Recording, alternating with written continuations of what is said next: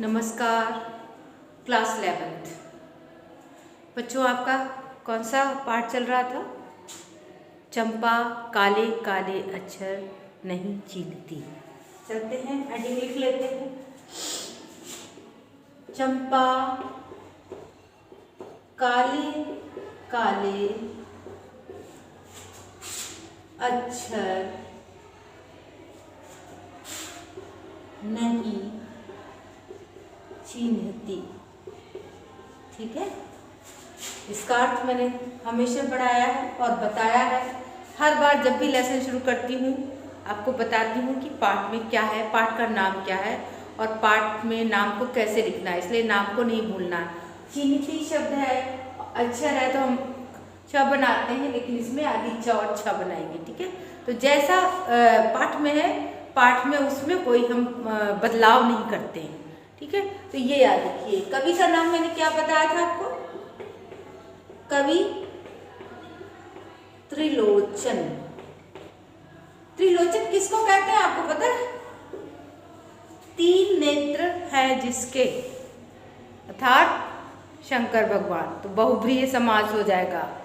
तीन लोचन है जो द्विगु समास हो जाएगा। तीन लोचन का समूह तो कह सकते हो, लेकिन अक्सर त्रिलोचन बहुब्रीहि समास यानी कि कौन सा बहुब्रीहि समास यानी कि भगवान शंकर के बारे में अक्सर त्रिलोचन शब्द का इस्तेमाल किया जाता है। लेकिन ये बहुब्रीहि भी होगा, द्विगु भी होगा और एक और होगा कर्मधारय समास।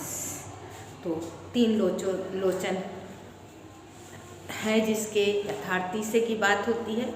और जब हम तीन लोचन, जिसके तीन लोचन वाला या तीन लोचन है ना है जो, तो वहाँ पे आपका कर्मधारय, जहाँ विशेषण की बात आती है और जहाँ पे आपका इस तरह से बात आती है वहाँ पे आपका ये होता है। ठीक है, तो समास के बारे में जाना, त्रिलोचन। अब हमने पढ़ा लिया था आपको चंपा जो अनपढ़ भी है, शरारती भी है, कैसे कवि के पास आती है और कैसे कवि को परेशान करती है और कैसे अपनी भूली भाली बातों से कवि से बात करती है और उनको क्वेश्चन जो भी करते हैं तो कैसे उनका जवाब देती है। तो यहाँ पे मैं शुरू कर रही हूँ कि जब चंपा आई उसने कहा कि मैं तो ना पढ़ूंगी, गांधी जी झूठे हैं, क्या तुम गोदा करते हो। जब उसने उसको समझाया कवि ने, तब वो क्या बोली? मैंने कहा कि चंपा पढ़ लेना अच्छा है। मैंने कहा कि चंपा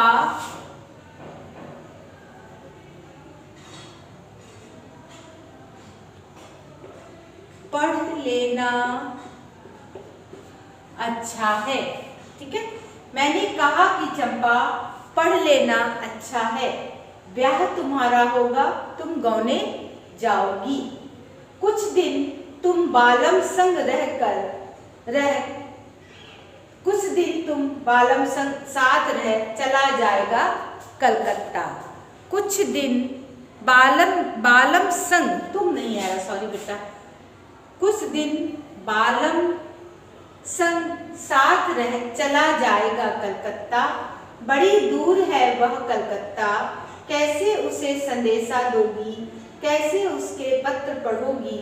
चंपा पढ़ लेना अच्छा है। यहाँ पे एक शब्द है गौना और एक शब्द है बालम। कई बार ये अलग थोड़े से शब्द हैं। तो गौना जो होता है, गौने का मतलब होता है ससुराल जाना। गौने का मतलब होता है, दिख रहा है बच्चों? हाँ, गौना या गौने जो भी है, ससुराल जाना। ठीक है, फिर है बालम। बालम पति या हस्बैंड जिसको कह सकते हो, पति, है ना। फिर है एक संदेशा। क्या है? संदेशा। तो संदेशा का मतलब होता है संदेश, संदेश। ठीक है, तो गौना ब्याह होना, और गौना एक शब्द आता है कि पत्नी दो होते हैं। जब पत्नी शादी हो जाती है, पहले के समय में दो होते थे।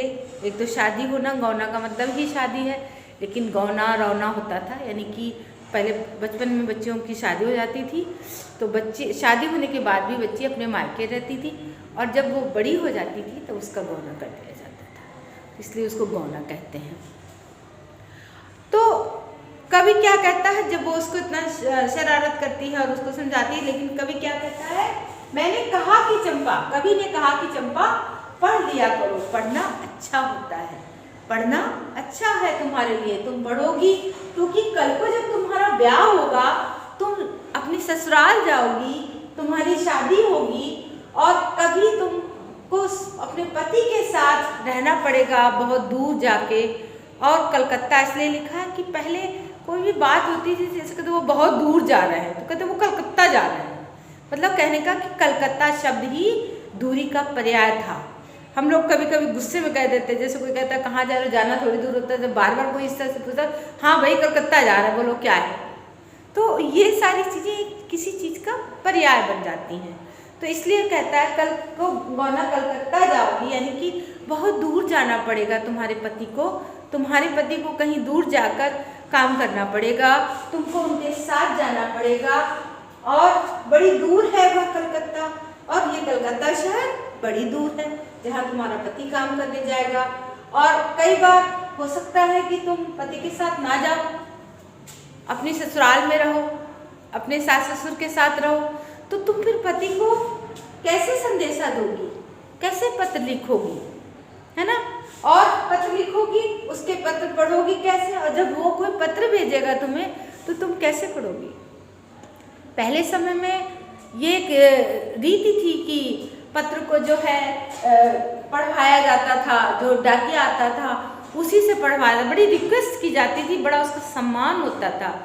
और चंपा पढ़ लेना अच्छा है, चंपा पढ़ लेना अच्छा है। एक गाना है बहुत प्यारा, पत्र लिख दे, खत लिख दे, सवरिया के नाम बाबू, कोरे कागज पे लिख दे, सलाम बाबू, वो जान जाएंगे पहचान जाएंगे, खत लिख दे।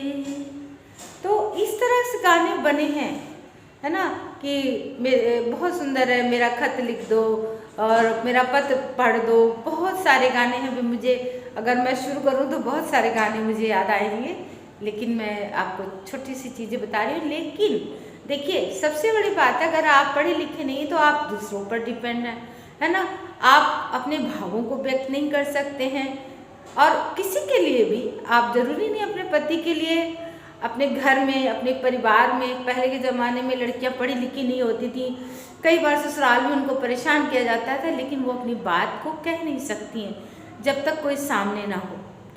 तो ये चीज़ें बहुत इंसान को असहाय करती हैं, है ना। तो पढ़ लिखना, कभी पढ़ा लिखा था चूँकि उसको उस बच्ची पे थोड़ा सा मन उसका वो हो जाता था कि देखो ये उसको पढ़ना चाहिए, इसलिए वो पढ़ने की बात उसको बार बार कहता था, उसको समझाता था कि तुम पढ़ा करो। तो इस तरह से समझ में आ गया होगा कि मैंने कहा कि चंपा पढ़ लेना अच्छा है, ब्याह तुम्हारा होगा, तुम गौने जाओगी, इसका समझ में आ गया। कुछ दिन बालम साथ रहकर, और जब वो चला जाएगा, बालम के साथ रहोगी, और जब चला जाएगा, और वो कहाँ चला जाएगा, बहुत दूर चला जाएगा, कलकत्ता जैसे, कैसे उसे संदेशा भेजोगी तुम, कैसे उसे संदेशा दोगी, कैसे उसके पास उसके पत्र पढ़ोगी। चंपा पढ़ लेना अच्छा है, चंपा पढ़ाई किया करो, पढ़ाई करना अच्छा है, नहीं पढ़ोगी परेशानी होगी। ओके, तो ये है आपका काव्य, मैंने पहले ही बताया था। अब अभिव्यक्ति एकदम वही वाक्य लिखना है आपको। कहाँ मिटाऊँ, मैं सोच रही हूँ लिखा रहने दे थोड़ी देर, चलिए मिटाती हूँ, थोड़ा मिटाती हूँ, थोड़ा लिखा रहने देती हूँ। अब फिर विशेष में हम आ गए, मैंने दो आपको लिखाए थे विशेष में, पूरा विशेष है इसका, तो याद रखिएगा। विशेष ये आपके क्वेश्चन में भी काम आएगा, आपके उत्तर जब लिखोगे तब उसमें काम आएगा। मतलब ये चीज़ें आप अगर मन से पढ़ते हो तो आपको समझ में आएगा। अब मैं एक बार और पढ़ देती हूँ अर्थ इसका, लेखक चंपा को कहता है चंपा पढ़ लिख लेना अच्छी बात है, जब तुम्हारी शादी होगी, तुम ससुराल जाओगी, तब कुछ दिनों तक तुम्हारा पति तुम्हारे साथ रहेगा, फिर कमाने के लिए कलकत्ता चला जाएगा। तुम जानती हो कि कलकत्ता बहुत दूर है ना, तब तुम ही बताओ कि तुम अपने पति को संदेशा कैसे भेजोगी, उसके भेजे हुए पत्र कैसे पढ़ोगी। इसलिए मैं कहता हूँ कि तुम पढ़ लिख लो, पढ़ना लिखना अच्छी बात है। अब आइए अभिव्यक्ति विशेष मैं लिख रही हूँ, थोड़ा देखिएगा, थोड़ा बाद में भी लिखा दूंगी। अभिव्यक्ति, अभिव्यक्ति या भाषा जो भी कहो, अभिव्यक्ति का मतलब होता है कि आप जो व्यक्त करना चाहते हो, जो अपने भाव को व्यक्त करना चाहते हो, उसको बोलते हैं अभिव्यक्ति। अभिव्यक्ति एकदम सरल, सीधी और सादगी पूर्ण है। ठीक है, सादगी पूर्ण है। फिर है लेखक का समझाने का ढंग कन्या के दिल को छूने वाला है। लेखक के समझाने का ढंग कन्या के दिल को छूने वाला है। ठीक है, इस तरह से इसको लिखना है। ब्याह गौना बालम संदेशा, ब्याह दिख रहा है, ब्याह गौना बालम संदेशा, संदेशा। ठीक है, ये शब्द कौन से हैं? संदेशा ग्रामीण शब्दों के प्रयोग हुआ है, ग्रामीण शब्दों का प्रयोग हुआ है। संदेशा ग्रामीण शब्दों के प्रयोग से ग्रामीण वातावरण साकार हो उठा है। ग्रामीण वातावरण साकार हो उठा है, ठीक है बच्चों, इस तरह से इसको लिखना है। और भी मैं दूसरे वीडियो में आपको बताऊंगी और समझाऊंगी। ठीक है बच्चों, नमस्कार।